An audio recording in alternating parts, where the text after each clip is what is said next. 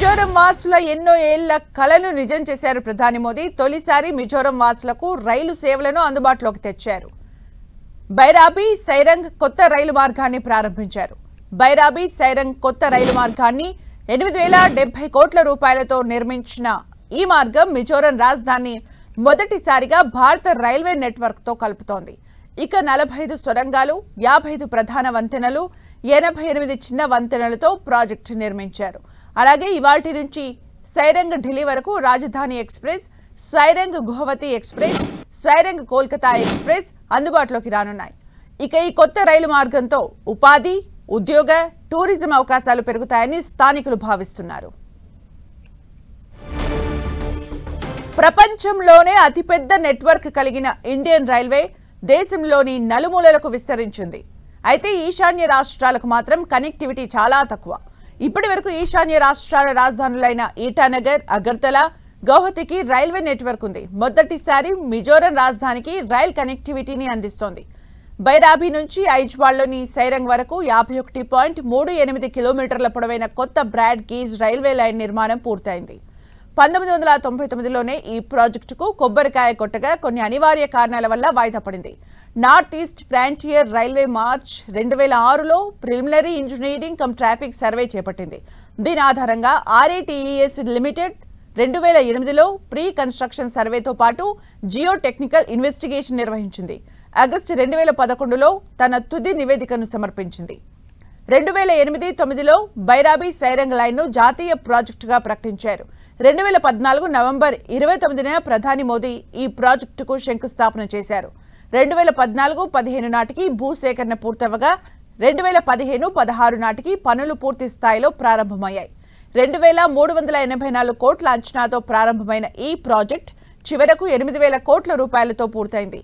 ఈ మొత్తం ప్రయాణంలో మొత్తం 55 ప్రధాన వంతెనలు, 87 చిన్న వంతెనలు, 32 సొరంగాలు, 5 రోడ్ ఓవర్ బ్రిడ్జ్లు, 9 రోడ్ అండర్ బ్రిడ్జ్లు ఉన్నాయి. బ్రిడ్జ్ 196 ఒక అద్భుతమైన వంతెన. దీని ఎత్తు 104 మీటర్లు, అంటే ఢిల్లీలోని కుతుబ్ మినార్ కంటే 42 మీటర్ల ఎక్కువ పొడవు ఉంటుంది.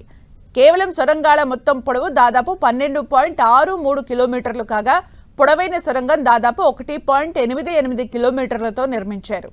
బైరాబీ సైరాంగ్ రైల్వే లైన్లో మొత్తం 4 స్టేషన్లు ప్రయాణికులకు అందుబాటులో ఉంటాయి.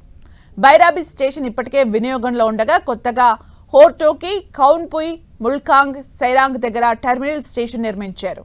ఈ ట్రాక్ నిర్మాణం సవాలుతో కూడుకుంది.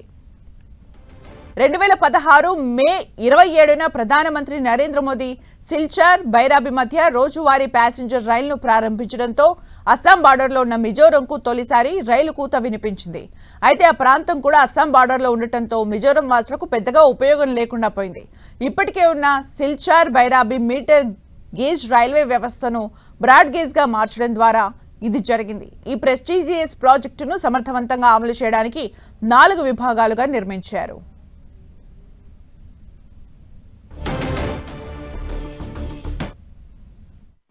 Some political parties in our country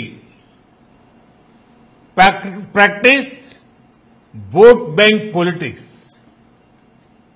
Their focus was always on places which had more votes and seats.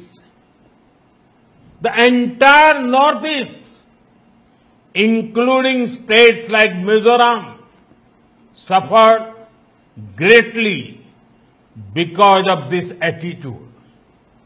But our approach is very different. Those who were earlier neglected are at the forefront now. Those who were once marginalized are the mainstream now.